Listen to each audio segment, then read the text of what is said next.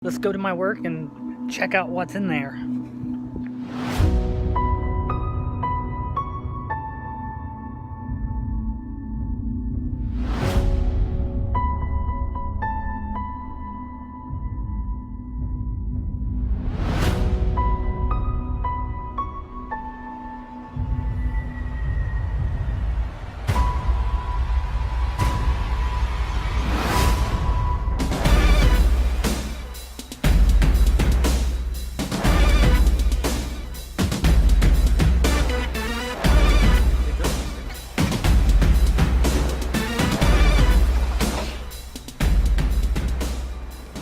This is what we do at work. We sit around and eat ice cream.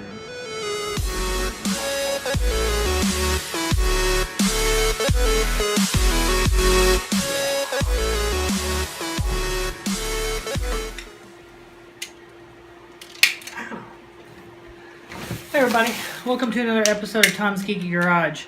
Today we're going to have a really cool episode lined up. We're going to be making a custom Kenner Ghostbuster figure. What I'm going to do is I'm going to look at the Real Ghostbusters on Netflix. I'm going to find a character that I really like that was never made by Kenner, and then attempt to make a figure that follows all the rules that the Kenner artist would have had to follow, which means the way they sculpt the toy, the way they painted the toy, and the playability of the toy. So that's the idea. So let's get started. But before we do, remember to subscribe to this channel, share, and like this video.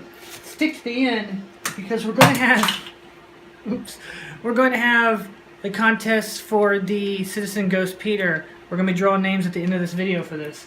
So stick around and let's get started. The first thing I had to do was figure out what I was going to make.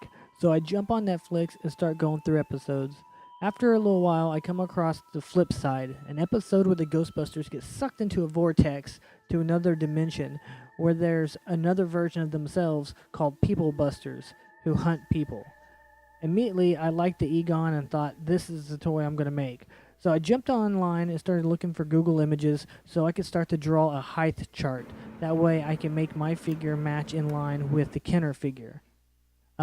As I was doing this, to my surprise, I found that someone had already made the same chart that I needed. And I was like, what the crap is this? So I started following down the rabbit hole, following pages and links, and found that an artist on DeviantArt named Tempting Tragedy had made this image and has possibly made this toy already. So I was like, okay, so I started looking at his art, and he's amazing. By the way, you have to check out his page. But he had already made the chart and the action figure that I was going to make. And at this point I was like, crap, now I got to find someone else. But I was already super pumped about making this figure because he had a Proton Pack 2, which I could use as a separate episode. So moving forward, I decided to start building the toy. So first thing I needed was like an armature, something I could build onto using the clay that would keep its shape and stay rigid through the build. So I decided to 3D print a core. This core would have all the points of articulation modeled into it with little nubs. And these nubs I could actually put clay on and sculpt the arms. And that way I could sculpt and then put it together and test all the hinges and make sure everything is good. And then cast everything separately and then assemble it later.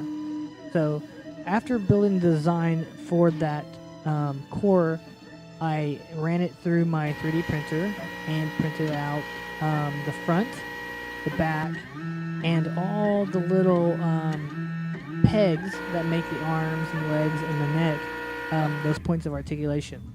Here you can see what I ended up with out of my printer. All the little pins, or I don't know what they are, little plank, or I don't know, those little things. They all turn and twist. They have their own seat where they seat in there really nice.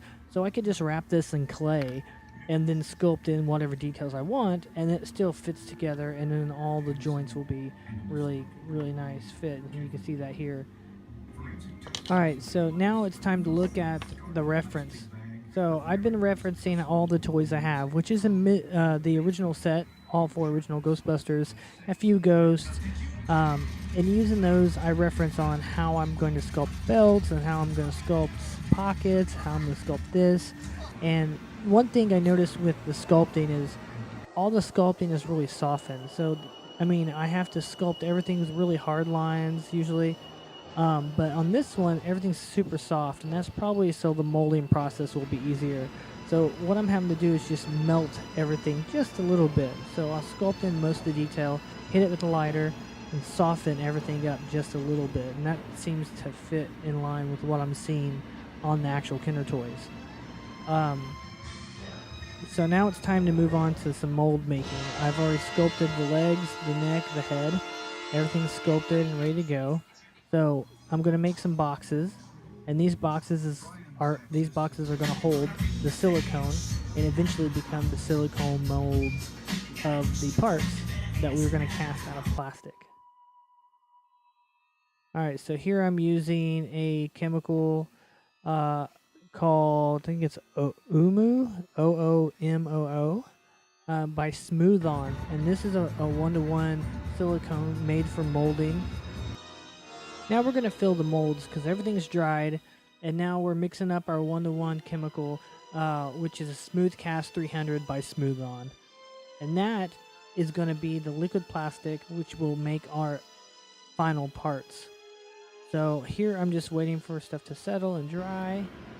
After about 15 minutes, it's pretty much dry, and I can pull it from the mold. I'm trying to be careful not to destroy my molds while I'm pulling out parts. But here's the head. This needs to be trimmed, and after it's trimmed and everything fits together, pretty nice. This is the raw plastic. It comes out a really like a bright white, which will make it easier for painting later. Here you can see the parts in relation to the actual sculpt and some of the relationship between some Kenner parts that I have side by side. Well, now it's time for painting. I basically followed the paint rules for Kenner and allowing myself only to use about 7 colors. And here you can see it side by side. Using the same colors that Kenner used, but making them a step darker. You can see here. The toy came out pretty nice.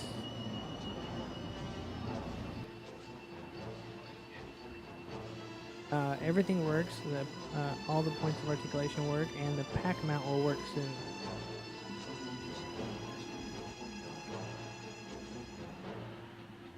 That came out great.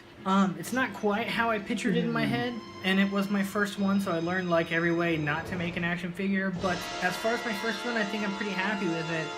I'll probably end up coming back and doing this video kind of again, picking another ghost or another figure from Real Ghostbusters.